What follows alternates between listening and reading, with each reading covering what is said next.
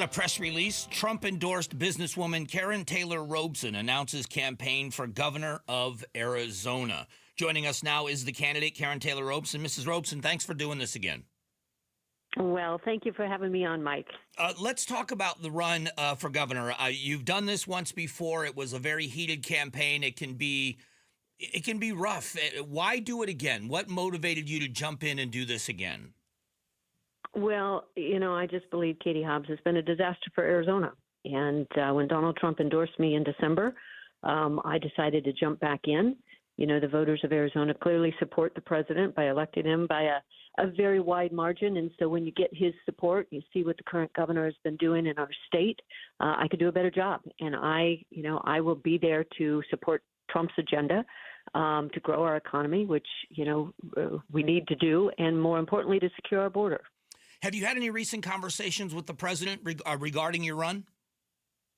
My last conversation with him was the day that he endorsed me.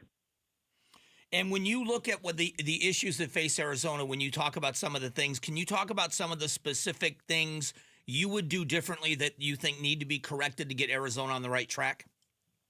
Well, the first thing that we all need to do at every level of government is to protect our communities, protect our borders, have the backs of law enforcement.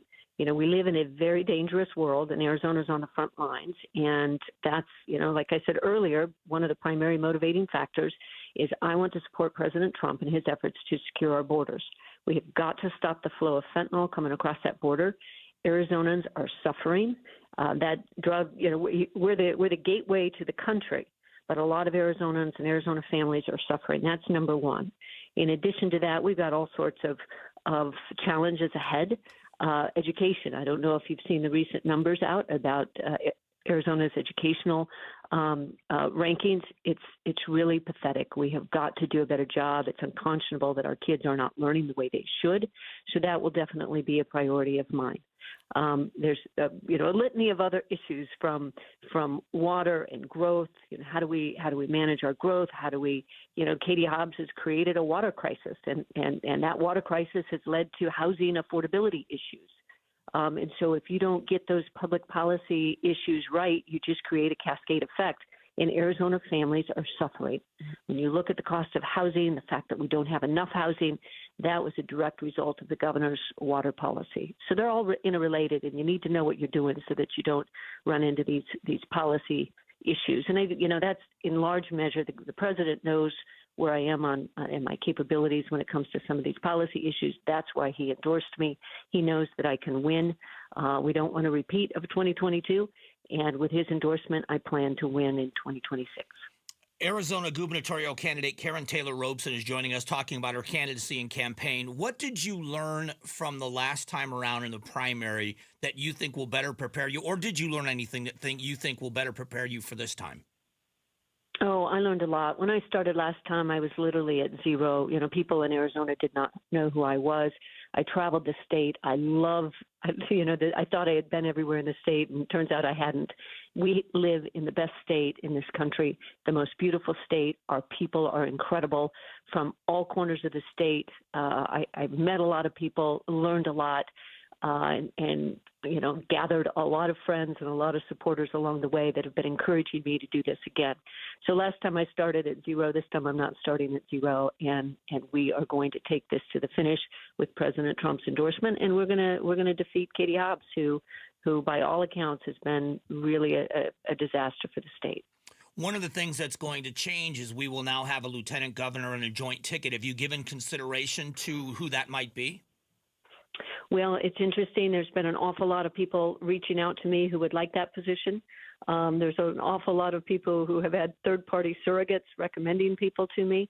But yes, it's actually it's about time that Arizona has that. We've seen our Secretary of State many times become governor over the last couple decades, and oftentimes it's been a switch from a Republican to a Democrat or a Democrat to a Republican, and it creates a lot of challenges for continuity of our government. And so I think the addition of a lieutenant governor is good policy, and that's what the people of Arizona want. So I will be giving it, the appropriate due consideration on who would be a great partner to me and my administration. Well, I have to ask now. Do you want to give us any of the names that have been recommended or on that list?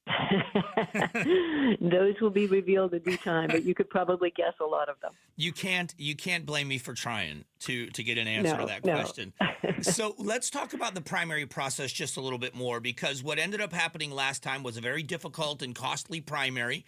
And what ended up happening was Katie Hobbs was elected governor. Now she's an incumbent. Classically, it's more difficult to unseat an incumbent. What will be different about this primary from your perspective that would make sure whoever the candidate that comes out of this race is, they have a better chance of defeating the incumbent?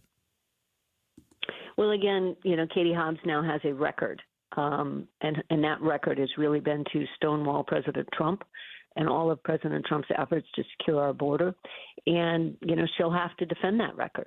And meanwhile, I will be supporting his policies, and I will be defending his agenda, which at the top of which is securing our borders.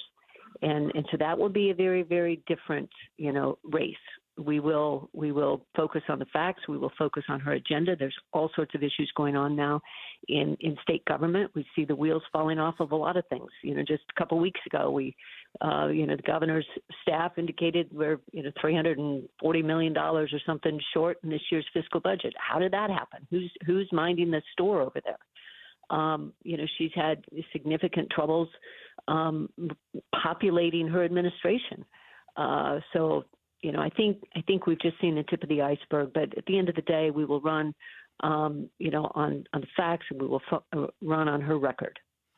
I will just, I will share my vision for the state, because I believe, like I said earlier, we are blessed to live in the best state in the best country.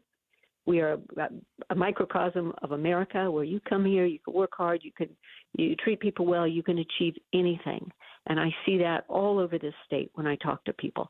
They just want the opportunity to have their kids in a good school, have a good job, not be overburdened by taxes, not be overburdened by, government regulations.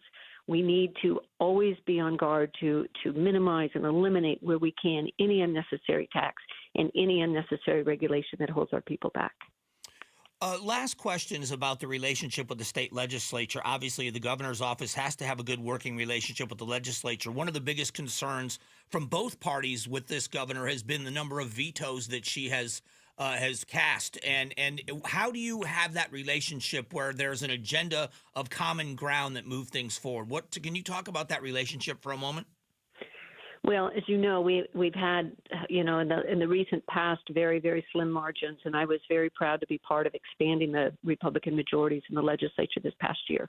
So I have every intention of working, with our legislature. Obviously, we're not going to agree on everything, but when I lay out my vision for the state and my priorities, I will listen to their priorities as well. And if we focus on the things that we agree on, there will be no end to what we can accomplish working together. I, for one, am tired of everybody spending so much of their day and so much of their energy fighting with one another and not accomplishing good things for the people of Arizona, and I plan to change that. Well, Mrs. Robson, I wish you well, and I hope we can talk often during this campaign. Appreciate you coming on and talking to the audience this morning, and the best of luck.